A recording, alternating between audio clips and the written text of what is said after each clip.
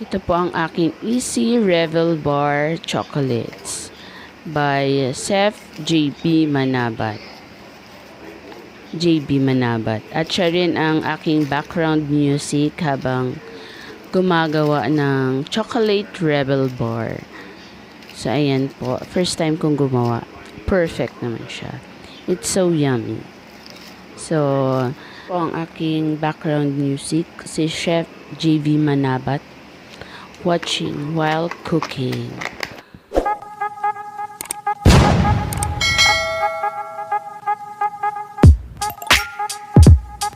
Hey, welcome to my channel. I have with my little one. We're going to make Revel bars. Okay. We will put shortening in the pan. What? Busog ka? Ano yan? This is shortening. What is that? All-purpose flour. What is that? Glass. Sugar. Sugar. What is that? Oatmeal. You forgot oatmeal Okay. for me.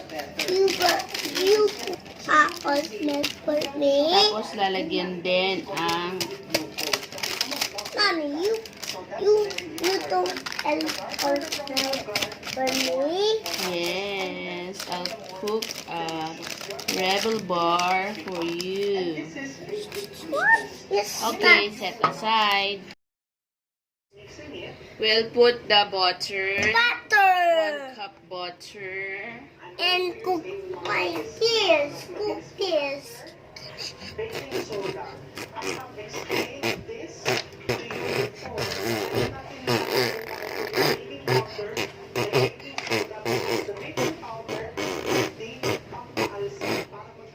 Dark brown sugar.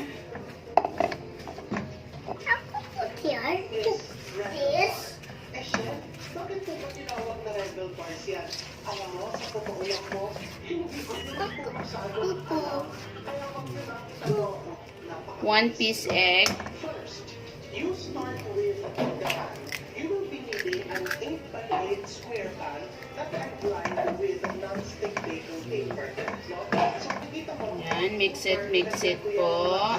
baking paper because this will be very sticky. That will go doon sa chocolate layer. So, pagkalagay ko ng non-stick baking paper, I spread it again with I did that class. wala po ako yan. Mommy, I did that class. Ng shortening. So, one is ready. Next, in my pan, Mommy, The flour, okay? Then we'll add the flour. flour. Okay, careful. Ayan. Hulog. nilalagay ko yung Ako put here. stage Because siya. Oatmeal. Oatmeal. Oh, you add the oatmeal. Hulog siya. So, you just mix it like that. Okay, mix it.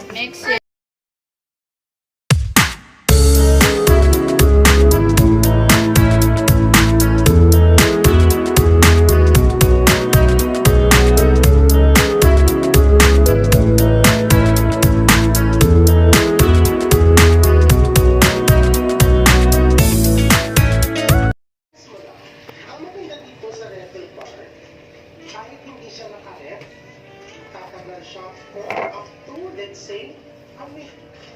And then, Half cup condensed milk and yun yung lagi ko tinuturo sa inyo. chocolate. And then this one, makakamahin ko yan ha. And wait. Diba? Ganyan lang po kasi. And then, Mother, bread. Kain ka na. to 350 degrees Fahrenheit. So, Si Daddy. 4 minutes. Medyo matagal talaga ang baking time niya because medyo makapal yung bar. So, ipapasok ito sa oven and I'm going to show you next the finished product. Okay, I will close the... Yesterday, and then nilagay ko sa ref, mas maganda na siguro. Mother, may lumpiang sariwa. Naka-ref mo siya overnight. If you want. Nakapag-rest na siya. Yun. Diba? So, take na. Okay. Layer. Okay, ito na siya. Lalagyan na natin siya sa Na binibig namin kung nagsisimula pa lang tayo ito po.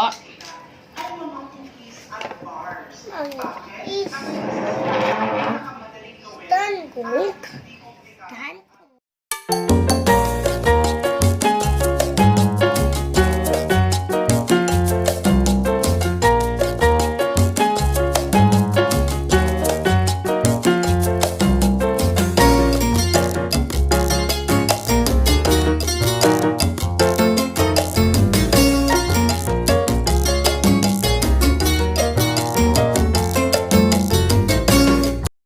Then we'll put the chocolate. This is our chocolate. Tunaw chocolate ko. Tunaw chocolate. So that later on, mag-mix dark chocolate chips. I'm using Belmonat brand. And this is 1 cup of cocoa powder. So over the weekend, marami sa inyo ang stress.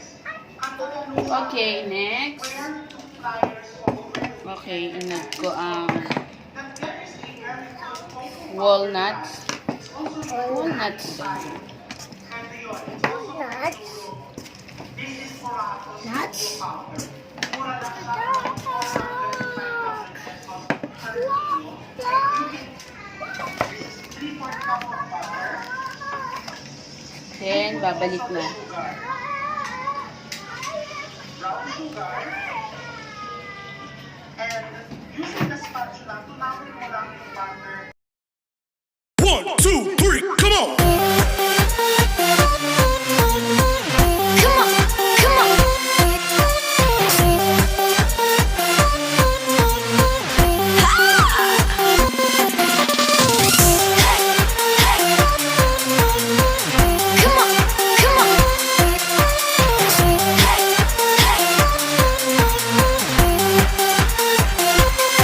We will cook this in the oven. Revel bars. The oven. Ngayon, papakainin mo na yung 230 in 10 minutes.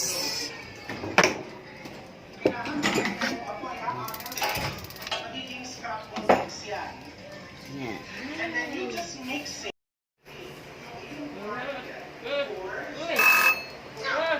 Okay, nag-bell na at ibalik natin sa survive. Then, This we will smell. put the Noodles, yeah. Revel bar for 30 minutes. Minute. Coco.